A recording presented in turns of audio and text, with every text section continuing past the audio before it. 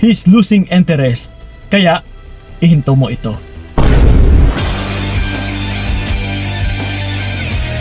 Yes. Kung napapansin mo sa ngayon na yung partner mo na lalaki ay parang nawawala na ng gana sa'yo, binabaliwala ka na parang nae-echapwera ka na talaga.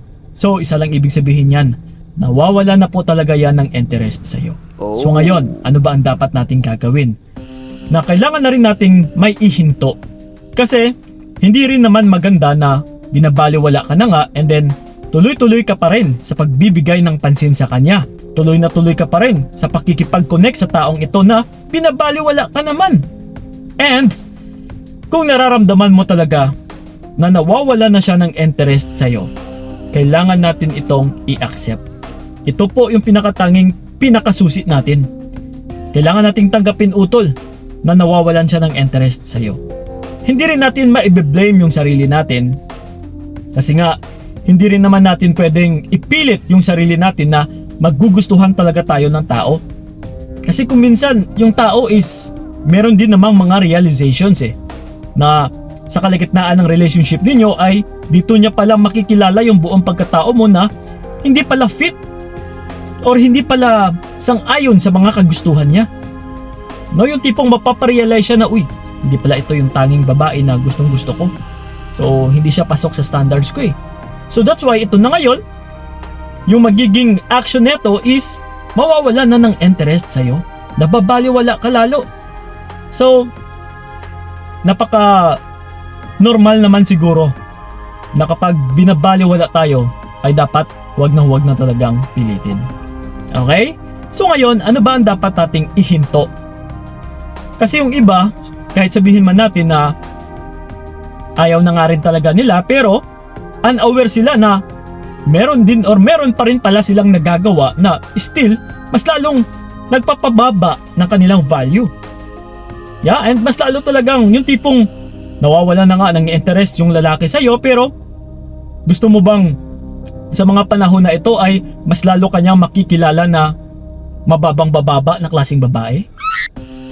So kung ayaw mo utol na yung tipong kahit inaayawan ka na or nawawala na siya ng gana sa'yo, ay marahil makikilala or mas makilala ka pa niya na grabe naman yung babaeng ito.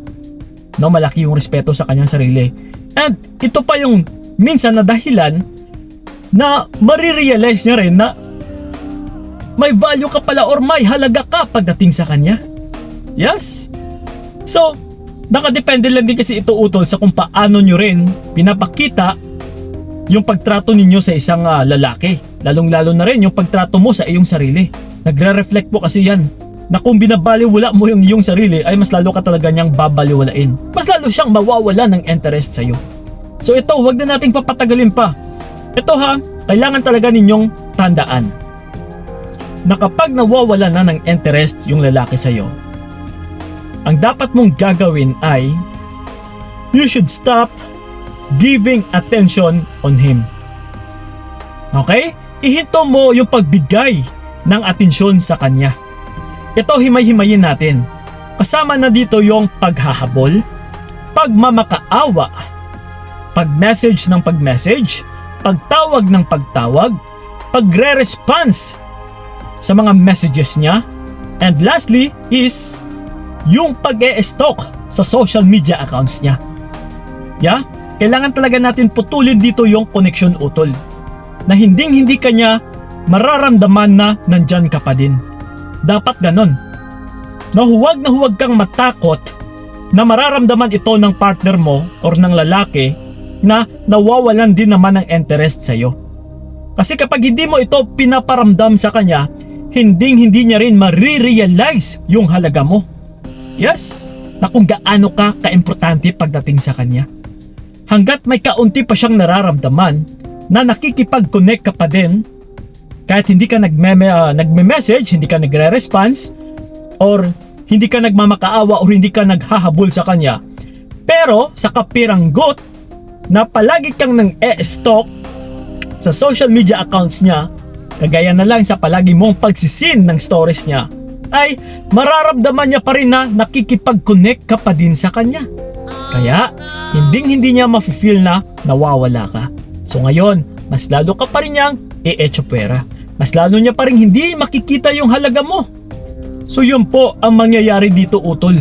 That's why, please lang hanggat maaari, ihinto yung pagbigay ng atensyon sa kanya. Itigil mo yan, utol. Ha, yung paghabol ng paghabol mo, mas lalo lang din po yung ikabababa ng sarili mo. Okay? So yun lang po mga utol, sana'y nakatulong yung video na ito. And then, sa mga nais pala akong makausap one-on-one, i-PM nyo lang po ako sa aking FB page na Payong Kaibigan ni Kiko. Yes, ako po mismo yung makakausap ninyo. From Mondays, no, to Saturdays po tayo. Yung linggo namin is syempre pahinga din namin. And sa mga nais lang din po magpapa-appointment, from 9 AM hanggang 4 PM lang po kami. Araw-araw po yan hanggang Saturday lang. So, one day ahead lang po tayo magpa-schedule para ma-reserve namin yung oras sa inyo kasi hindi naman sa lahat ng oras ay bakante talaga. Minsan nagkakaubusan talaga sa loob ng isang araw. Yes, okay? So yun lang po. At saka huwag talaga kayong mahiya. Kasi ang dami-dami na naming nakakausap and nire-respeto din namin yung privacy ninyo. Kung ayaw ninyong i-ere or ayaw ninyong i-record ay nire-respeto po namin yan. Okay? So yun lang po. PM is the key lang po. So yun lang po. Maraming salamat. So ingat kayo. God bless and babush!